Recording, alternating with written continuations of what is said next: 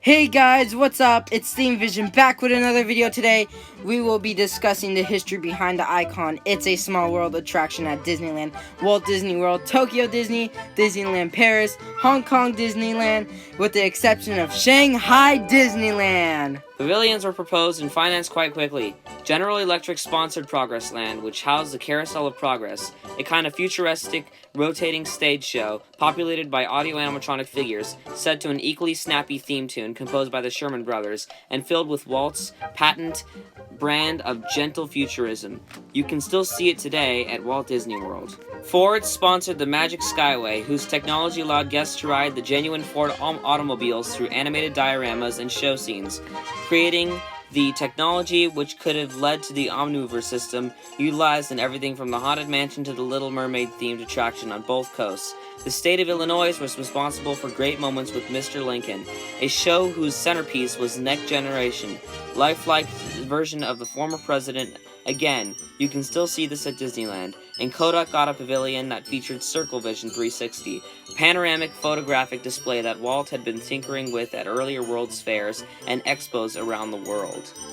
Originally, It's a Small World was going to be called Children of the World, but was later changed after the set pieces were assembled in a soundstage on Walt Disney Studio backlot in Burbank, California.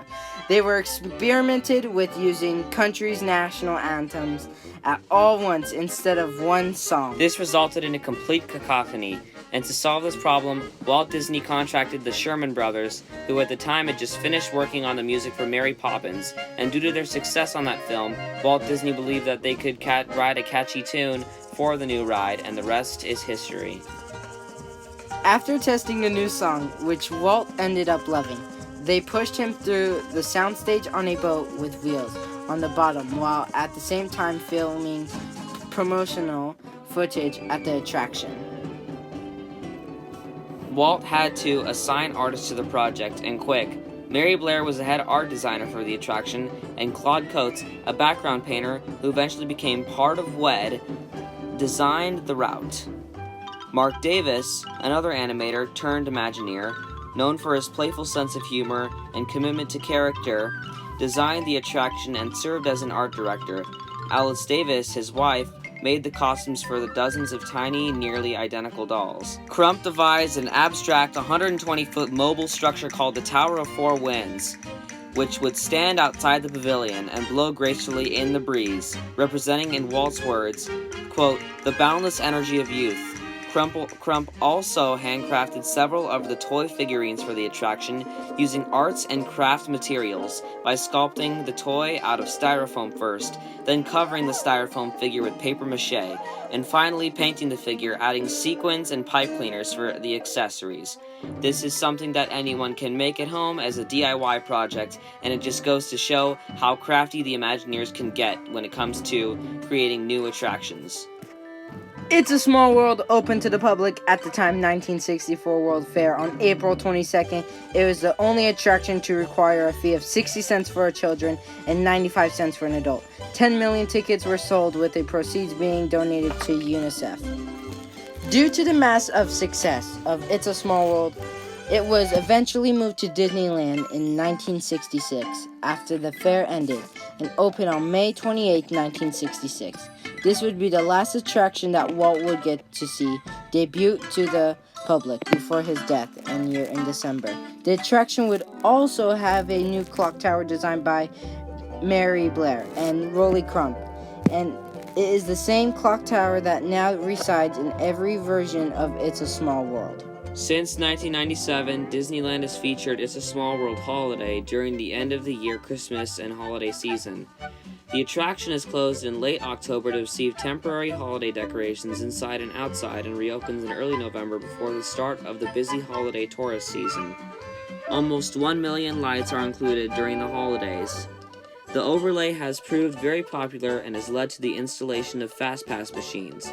The attraction is the same boat voyage through many regions of the world. Through the main theme song is not played in full. Instead, the children sing Jingle Bells and a bridge of Deck the Halls in this addition to the main theme, It's a Small World. Other versions of this overlay have been implemented at other international versions of this ride since. Since the holiday of 2009 season, the Disney characters and the Spirit of America room, formerly the covered transition room of It's a Small World Holiday, have joined the It's a Small World Holiday at Disneyland. Tokyo Disneyland had a version of It's a Small World Holiday called It's a Small World Very Merry Holidays. Disneyland's It's a Small World was closed from January to November 2008, closed and reopening in the holiday version, skipping the summer season, to receive a major refurbishment.